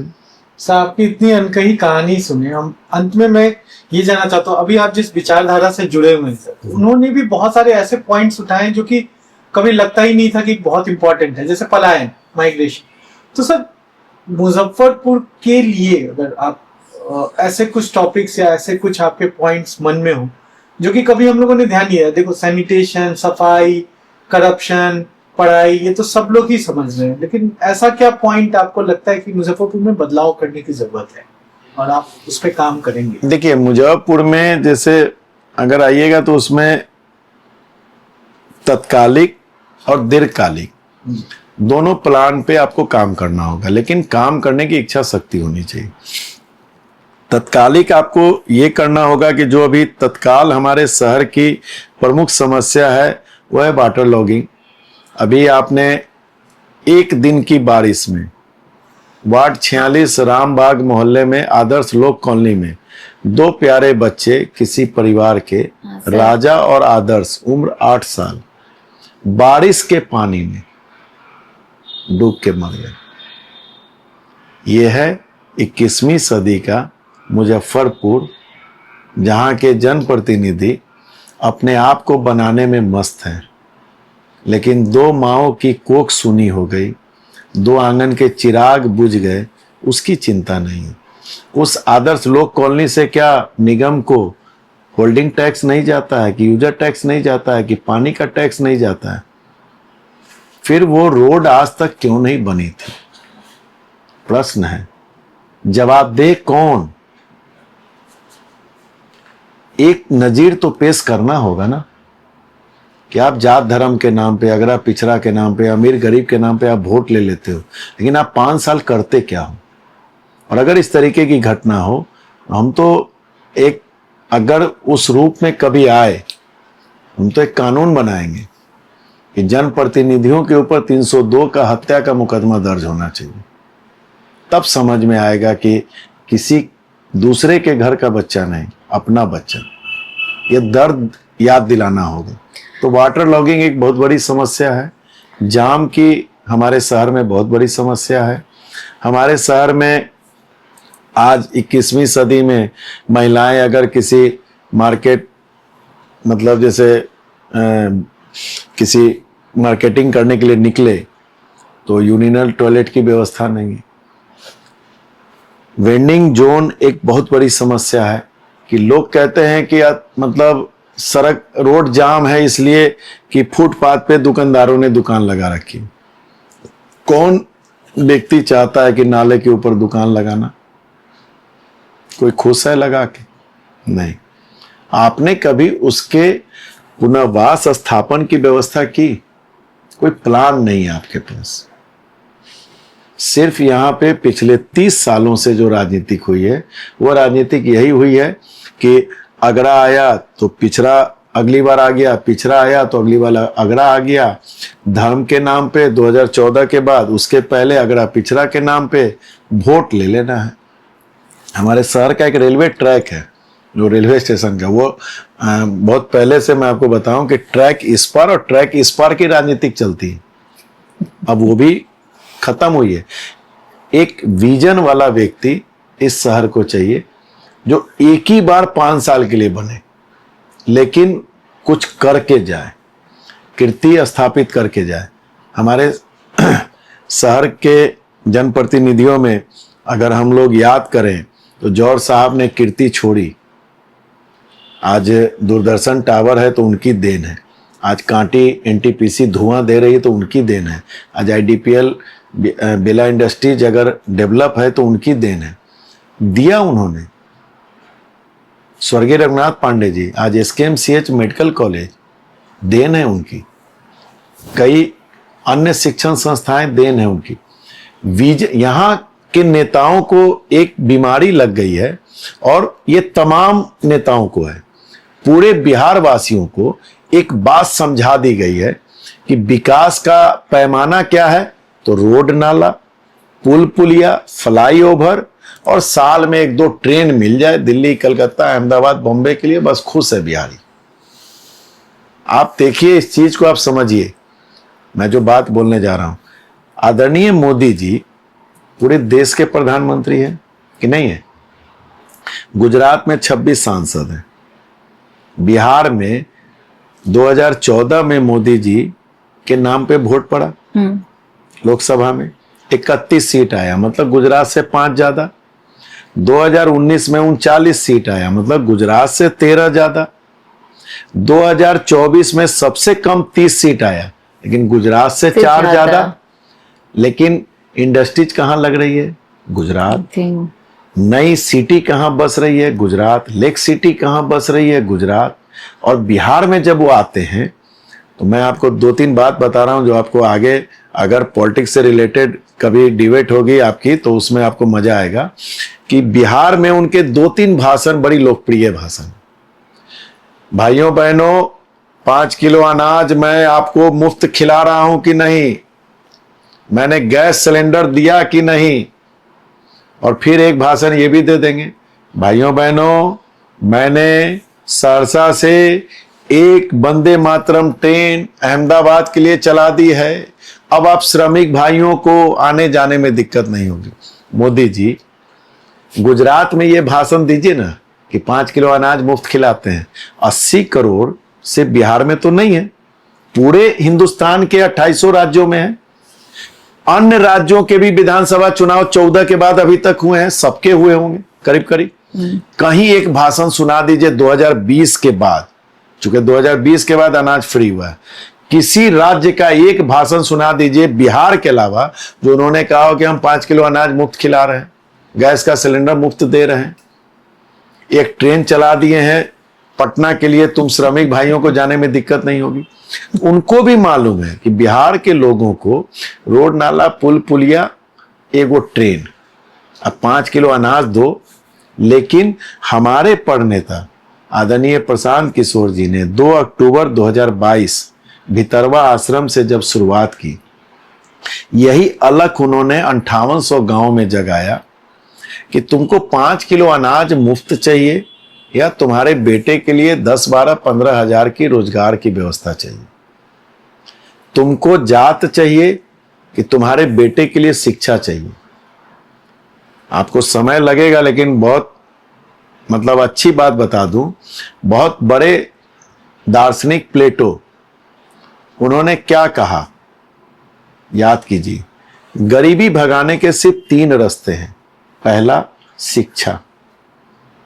एक नेतरहाट विद्यालय सर हुआ करता था जब बिहार झारखंड एक था, और उस नेतरहाट सरकारी विद्यालय, उसकी क्वालिटी क्या थी? ए ग्रेड के बच्चे आईएएस आईपीएस, बी ग्रेड के बच्चे बीपीएस, सी ग्रेड के बच्चे डॉक्टर इंजीनियर, चौथा ग्रेड नहीं है। और आज भी झारखंड में जाने के बाद भी 1500 आईएएस आईपीएस नेतरहाट विद्यालय ने दिया है। नेतरहाट के जो बच्चे पढ़े होते हैं वो अपने आप को हाटी बोलते हैं। क्या वो एक सरकारी विद्यालय जिस परिवार का बच्चा डॉक्टर बन गया, इंजीनियर बन गया या बीपीएस कंप्लीट कर लिया, यूपीएससी, उसकी गरीबी दूर होगी कि नहीं होगी? हो जाएगी, होगी ना। तो शिक्षा पे आपने काम क्या किया? और आपको जान के बड़ी आश्चर्य होगा, 64,000 करोड़ हमारे बिहार जैसे पिछड़े राज्य का शिक्षा का बजट है। मुझे, आप लोग तो गूगल के मास्टर हो, हम तो मोबाइल में जीरो हैं। 640 बच्चों का नाम बता दो हमें जो सरकारी स्कूल से पढ़ के चपरासी की नौकरी भी पाए हैं। 64,000 करोड़ जा कहां रहे? 38,000 करोड़ स्वास्थ्य का बजट। और कोरोना काल में, मंगल काल में हम लोगों ने देखा कि ऑक्सीजन सिलेंडर लेके पेशेंट जा रहे हैं अस्पतालों में। क्या व्यवस्था है? ये सोचने वाली बात। दूसरा, गरीबी भगाने का। फिर शिक्षा पे नेतरहाट, बीच में रुक गया, सॉरी। नेतरहाट स्तरीय विद्यालय, हमारे प्रशांत जी ने खाका तैयार करके रिपोर्ट बना के बताया और पब्लिकली कहा, हम लोगों से भी कहा, मीडिया कर्मियों से भी कहा, बिहार में 534 प्रखंड है। अगर हम एक साल में 534 नेतरहाट स्तरीय विद्यालय की बिल्डिंग तैयार करते हैं, उसको सुचारू रूप से संचालित करते हैं, 15,000 करोड़ रुपए का मात्र खर्च है मात्र। अब बजट कितना है हमारा? 64,000। कहां जा रहा है? खिचड़ी में, पोशाक में। स्कूल है तो टीचर नहीं, टीचर है तो बच्चे नहीं। खिचड़ी पोशाक के नाम पे लूट मची हुई है। 5 साल में 2670 नेतरहाट स्तरीय विद्यालय बन जाएंगे तो आप इमेजिंग कर लो कि क्या बिहार में गरीबी दूर होने का एक बहुत बड़ा फैक्टर नहीं है, कायम हो जाएगा। दूसरा, रोजगार की व्यवस्था। कैसे होगा रोजगार? पूंजी चाहिए। पूंजी कौन देगा?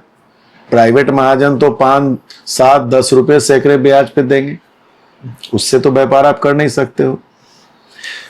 हर एक राज्यों में क्रेडिट डेबिट रेशियो, सीडीआर बोलते हैं, रिजर्व बैंक का कानून है कि जैसे हम लोग बिहार राज्य में रहते हैं तो एक साल में 2024-25 में 4,60,000 करोड़ रुपया हम लोगों ने बैंकों में, गूगल पे देख लीजिएगा, डाटा एकदम कंफर्म रहता है मेरा, 4,60,000 करोड़ हम लोगों ने बैंकों से ट्रांजैक्शन किया, क्रेडिट डेबिट किया।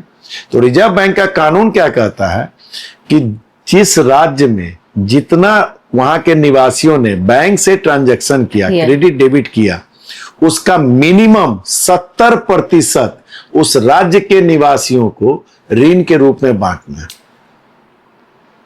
ठीक है? 4,60,000 करोड़ का 70% कितना होगा? 7 चौका 28, 2,80,000 करोड़। और इधर आपको 7 छक 42, मतलब 3,22,000 करोड़। बांटा कितना बैंकों ने? 1,60,000 करोड़। पिछले 26 सालों का रिकॉर्ड बता रहा हूं, 22% रेशियो था लालू जी के काल में, जो बढ़ के जब 3 साल से हमारे नेता बोलना शुरू किए हैं, मतलब 3 साल पहले तक 32% था, इस 3 साल में वो 40% हुआ है आज के डेट में, जो कि 70 होना है मिनिमम। और फिर मैं उन राज्यों का नाम बता रहा हूं, वहां का भी आप गूगल पे सर्च कर लो, गुजरात, केरल, तेलंगाना, तमिलनाडु और महाराष्ट्र, यहां 100% है, 105% है। अब आप सोचिए कि बिहार को हम लोग क्या समझते हैं? सिर्फ मजदूर पलायन करते हैं। नहीं, मजदूर तो हम पलायन कर ही रहे हैं, पूंजी का भी पलायन कर रहे हैं। पिछले 26 सालों में 26,68,000 करोड़ रुपया बिहार की पूंजी इन राज्यों में हस्तांतरित हुई है। तो उद्योग कहां लगेगा भाई साहब? वहीं जाएगा, वहीं लगेगा। बिहार बूढ़ों का राज्य बन गया है। मैं अपनी एक छोटी सी बात बीच में ऐड कर दूं, 3 बच्चे हैं, तीनों बाहर, हम वाइफ है यहां। वोट ऑफ परसेंटेज क्यों बिहार में डाउन है? अन्य राज्यों में क्यों वोट ऑफ परसेंटेज ज्यादा है? उनके बच्चे उनके पास हैं, हमारे बच्चे हमारे पास नहीं। गरीब के बच्चे पेट की आग को ठंडी करने के लिए बाहर है, मध्यम वर्गीय के बच्चे पढ़ने गए, वहीं सेट कर गए, अपर पैसे वालों के बच्चे यहाँ का रोजगार सेट नहीं किया, बाहर जाके सेट। यहाँ का स्टैंडर्ड ऑफ लिविंग अच्छा नहीं है। एक मार्मिक बात बताऊं बीच में, मुजफ्फरपुर शहर में फ्रीजर आज से 15 साल पहले एक फ्रीजर हुआ करता था रेड क्रॉस में, डेड बॉडी रखने वाला, उसकी भी जरूरत नहीं पड़ती थी। आज 9 फ्रीजर हैं। कोई कोई दिन ऐसा आता है कि 9 फ्रीजर बुक रहते हैं, 10वें की डिमांड आती है, इसलिए कि बच्चों का इंतजार करना है। कब आप 20 साल से आप लालू जी ने 15 साल अगर गलत किया तब तो आपको नीतीश बाबू लाया गया। आपने क्या किया 20 साल? सिर्फ रोड नाला, सिर्फ पुल पुलिया। ये विकास है कि झुग्गी की झोपड़ी की जो आग है, मतलब चूल्हे की, वो ठंडी ना पड़े, ये विकास होना चाहिए। बच्चे पढ़ लिख रहे हैं कि नहीं, मतलब पढ़ रहे हैं, ये विकास होना चाहिए। आज होली, दिवाली, ईद, बकरीद, बिहारियों का परिचय क्या रह गया? पर्व के पहले यहां ट्रेन में ठूस के आना, पर्व के बाद ट्रेन में ठूस के जाना। फिर तीसरा कमाई का जरिया, गरीबी दूर भगाने का, खेती। 55 लाख हेक्टेयर बिहार में कृषि योग्य भूमि है। उसमें मतलब जो कमाई वाली जो फसल जिसको हम लोग बोलते हैं, सब्जी, मसाला, फल, ये कितने जमीन पे हो रहा है मालूम है? मात्र 2 लाख हेक्टेयर पे।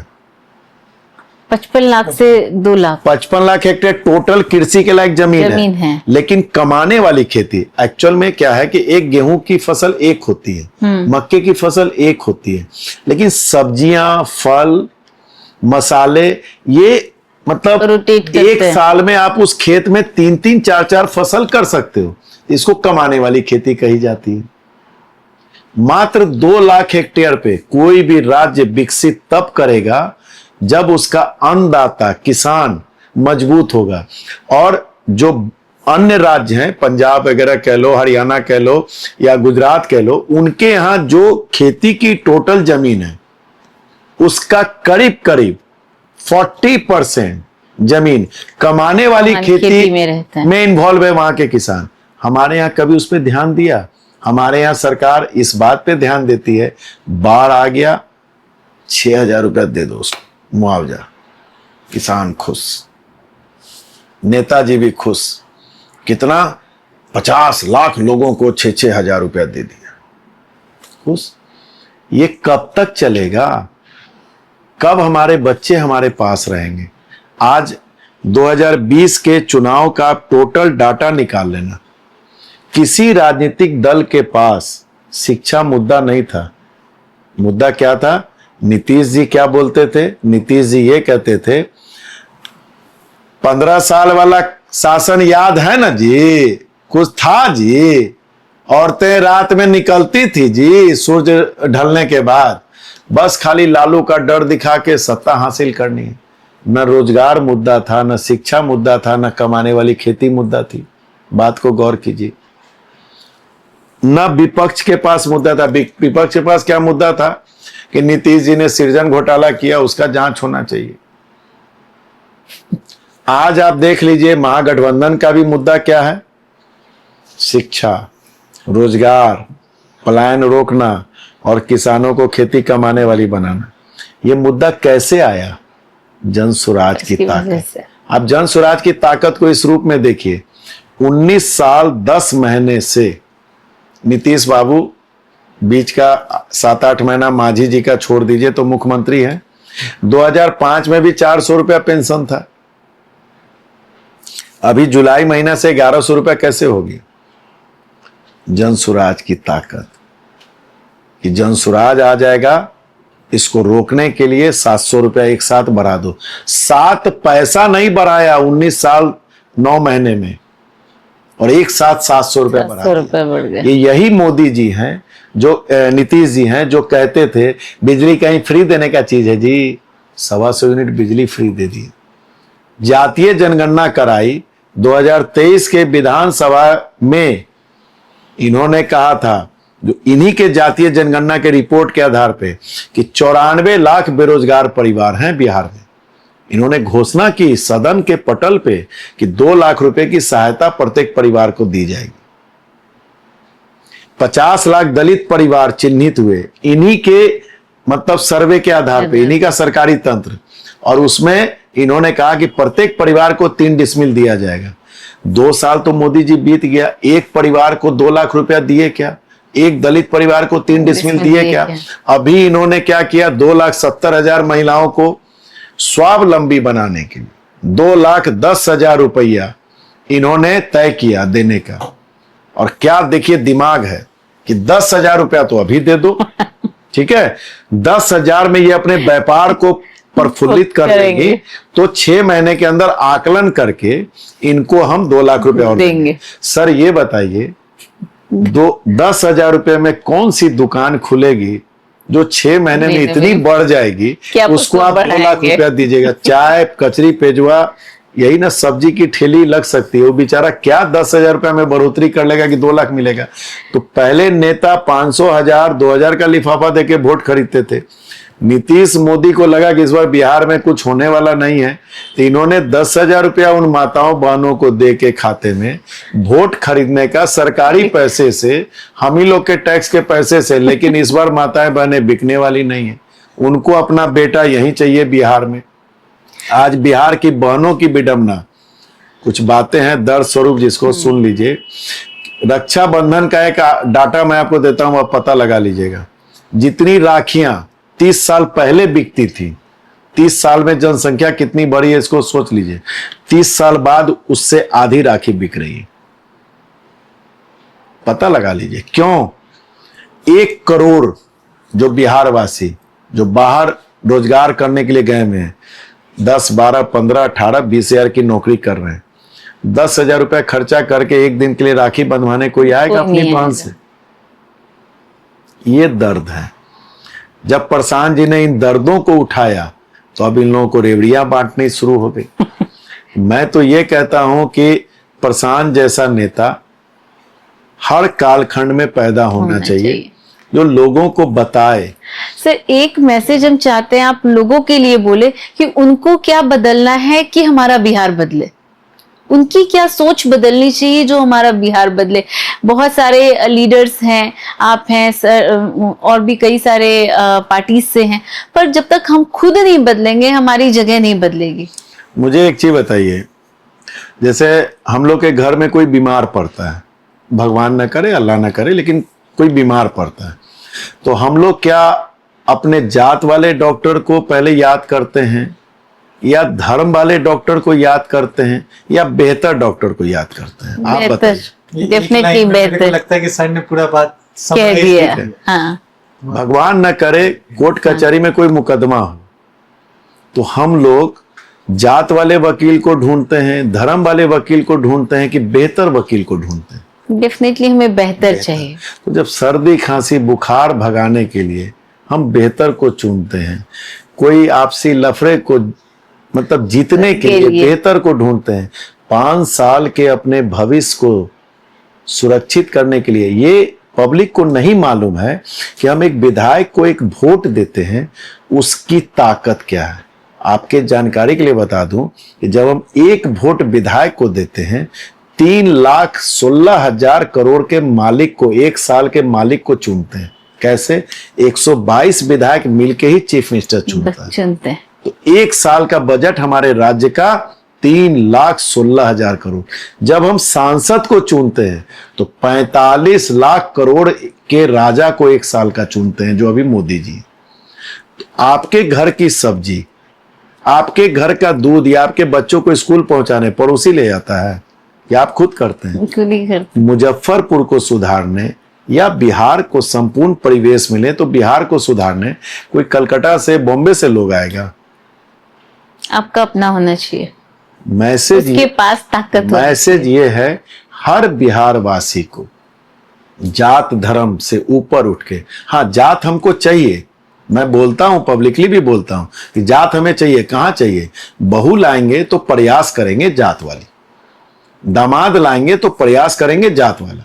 लेकिन आजकल के बच्चे अगर वो भी कहीं सेट कर लें तो उसमें भी खुशी है। तो जात कहां रह गया अब? फिर वोट में जात क्यों? और एक हमको जात वाला नेता बता दीजिए। आज बिहार के लालू जी बड़े लीडर हैं अपोजिशन के। लालू जी क्या कहते हैं? अपने फॉलोअर्स को, अपने चाहने वालों को, अपने समाज के लोगों को। जादव समाज के वो सर्वमान्य नेता हैं, मुस्लिम मोदी जी के डर के उनको वोट देते हैं, यही उनका कॉम्बिनेशन है। उन्होंने एक बार भी कभी ये कहा कि तमाम जादव समाज के लोग राजद को वोट दो, एक बेहतर जादव को हम मुख्यमंत्री बनाएंगे। वो कहते क्या है, तुम सब लोग हमको वोट दो, मुख्यमंत्री तो हमारा बेटवे बनेगा। तो वो जात की राजनीति कहां कर रहे हैं? वो तो बेटे की राजनीति कर रहे हैं ना, एक अच्छे पिता के रूप में अपने आप को स्थापित कर रहे हैं। और हम लोग अच्छे पिता नहीं बन रहे हैं, हम लोग अपने बेटे को स्थापित करने के लिए भी नहीं सोच रहे हैं। जब तक अपने बेटे को स्थापित करने का संकल्प नहीं लीजिएगा, अपनी बेटी, अपने बेटे के भविष्य की संकल्प आपके अंदर नहीं आएगी, तब तक कुछ सुधार नहीं हो सकता। Thank you so much. बात करके हम लोग कितने आपके लाइफ के बारे में कितना कुछ पता चला और इंसाइट पता चला हमारे बिहार के बारे में। और इतना बड़ा बजट सुन के तो ऐसा लग रहा है कि अगर ये मिल जाए सही इंसान के हाथ में तो हमारा बिहार तो कुछ और बन जाएगा। अभी इसी में एक लाइन आपको बताऊं, जैसे देखिए बहुत कैलकुलेटेड चीज है। 13.5 करोड़ आबादी है सर हमारे बिहार की, 6 करोड़ महिलाएं होंगी। 6 करोड़ में 1 करोड़ महिलाओं को आप मतलब बच्चियों वाली हटा दो, 5 करोड़ महिलाएं 18 प्लस की हो गई। अब महागठबंधन वाले राहुल जी भी और तेजस्वी जी भी कह रहे हैं 2500 रुपया माई बहन योजना देंगे। एक और डाटा आपको बता देते हैं, 5 करोड़ महिलाओं को 2500 रुपया के हिसाब से दीजिएगा, 12,500 करोड़ रुपया हुआ एक महीने का। पूरे 12 महीने का कितना हो गया? 1.5 लाख करोड़। हमारा टोटल बजट कितना है? 3,16,000 करोड़। उसमें योजना बजट 1 लाख करोड़ है। 2,16,000 करोड़ फिक्स खर्चे जिसमें कोई कटौती नहीं हो सकती। 1 लाख करोड़ किस चीज के लिए है? रोड नाला, पुल पुलिया, कभी कोई एक्सीडेंट हो गया तो अनुदान देना है, आपदा आ गई उसमें खर्च करना है, उसके लिए 1 लाख करोड़ है। वो आप बांटना चाह रहे हैं। 1 लाख करोड़ तो आपका योजना ही बजट है पूरे साल भर का। और इन लोगों की बुद्धि देखिए, 1.5 लाख करोड़ रुपया महिलाओं को देंगे तो 50,000 करोड़ कहां से लाओगे भैया? सर वो पहला इंस्टॉलमेंट मिलेगा। नहीं, जैसे महाराष्ट्र में हुआ ना, पहला भी नहीं मिला। सिर्फ एक ये ट्रेन जो है मध्य प्रदेश से चली थी शिवराज सिंह चौहान जी के द्वारा, लाडली बहन योजना। उस लाडली बहन योजना के तहत वो चौथी बार रिपीट हो गए। तो सभी राजनीतिक दलों को ये लगने लगा कि महिलाएं जो है सॉफ्ट कॉर्नर है, इनको ये दे दो, ये पति का बात भी नहीं सुनेगी, चुपचाप बटन तो दबा ही देगी। और सफलता भी मिली राजनीतिक दलों को। लेकिन कैलकुलेटेड चीज जो है, आपके पॉकेट में 100 रुपया है, उस 100 रुपया में आपको घर खर्चा भी चलाना है, और 150 रुपए का सामान आप सोच रहे हो खरीद के हम ले आवे, तो कहां से लाओगे भैया? अगर घर का भोजन 1 महीना का बंद कर दोगे तो भी 100 ही रुपया है। ज्यादा समय भी नहीं है, मेरे को लगता है कि अब अगले महीने तो बिहार की जनता सारा कुछ भविष्य डिसाइड हो जाएगा। 6 और 11 नवंबर को आशीर्वाद आप लोग को देना है। 14 नवंबर को जो है आशीर्वाद जिसके पक्ष में जाएगा वो राजा। सर आपको बहुत बहुत धन्यवाद, इतनी सारी चीजें आपने हमें बताई और शायद ये लोगों तक भी पहुंचे और जागरूकता फैलाए। नहीं, आप लोग का भी बहुत मुझे अच्छा लगा, और आप लोग का दिल से और आप लोग की पूरी टीम का बहुत बहुत आभार कि मुझ जैसे मामूली से आदमी की इतनी ज्यादा मतलब समय आप लोगों ने दिया, इसके लिए बहुत बहुत धन्यवाद। Thank you so much sir.